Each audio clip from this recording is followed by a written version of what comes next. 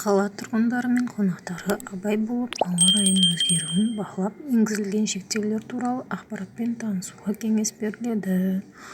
Құрылыс нысандарына қолайсыз ауа райына байланысты халықты және аумақты қорғау бойынша қосымша шаралар қабылдау қажет. Мүмкіндігінше объектілерді құрылыс монтаждау жұмыстарының қызметін шектеу керек. Сондай-ақ құтқарушылар төтенше жағдай кезінде өзін қалай ұстау керектігі туралы бірқатар ұсыныс айтты.